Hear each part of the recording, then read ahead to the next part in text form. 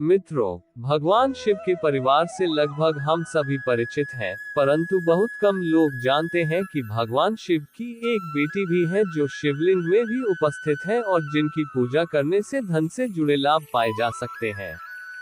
कौन है उनकी यह बेटी, इनका जन्म कैसे हुआ और उनकी पूजा से क्या क्या लाभ मिलते हैं, चलिए उनके बारे में जानते हैं। परंतु इससे पहले आप हमारे चैनल प्रेरित इंसान को सब्सक्राइब जरूर कर ले, ताकि हम आपके पास ऐसे ही नई नई रोचक जानकारियां ला सके। धन्यवाद। मित्रों, भगवान शिव व माता पार्वती के पुत्र गणेश व कार्तिकेय को तो हम सभी जानते हैं, परंतु बहुत ही कम लोग जानते हैं कि उनकी एक पुत्री भी है जिनका नाम अशोक सुंदरी है। अशोक सुंदरी एक देव कन्या है, लेकिन शास्त्रों में उन्हें शिव की पुत्री के रूप में नहीं बताया गया है, इसलिए लोग उनके बारे में बहुत कम जानते हैं। अगर आप शिवलिंग की पूजा करते हैं तो कहीं ना कहीं आप अशोक सुंदरी की भी पूजा करते हैं, और यह करना अनिवार्य भी है। अशोक सुंदरी के जन्म की कथा। पद्म पुराण में अशोक सुंदरी की कथा है, जिसमें उन्हें राजा नहुष की पत्नी बताया गया है।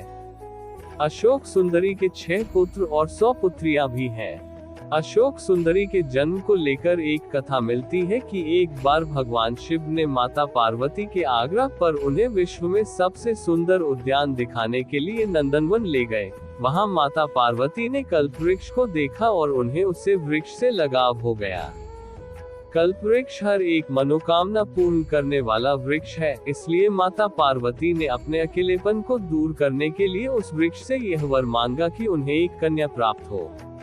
तब कल्पवृक्ष ने उन्हें अशोक सुंदरी नामक कन्या प्रदान की। अशोक का अर्थ है सुख। माता पार्वती को सुखी करने हेतु ही उनका जन्म हुआ था और वह अत्यंत सुंदर थी, इसी कारण उन्हें अशोक सुंदरी कहा गया।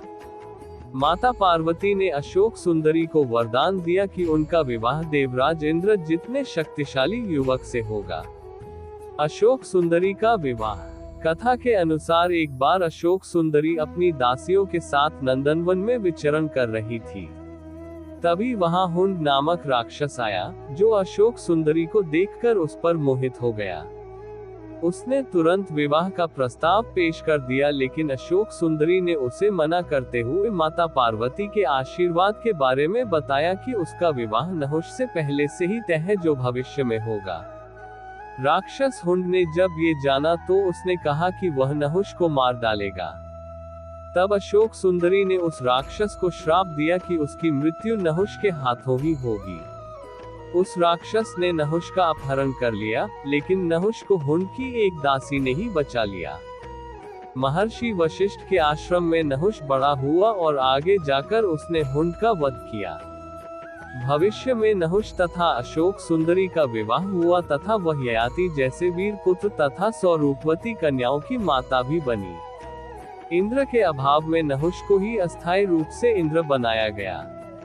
उसके घमंड के का कारण एक श्राप से उसका पतन हुआ। शिवलिंग में अशोक सुंदरी का स्थान। मान्यता यह है कि देवी अशोक सुंदरी की पूजा करने से व्यक्ति को आर्थिक परेशानियों और व्यापार से जुड़ी समस्याओं से मुक्ति मिलती है।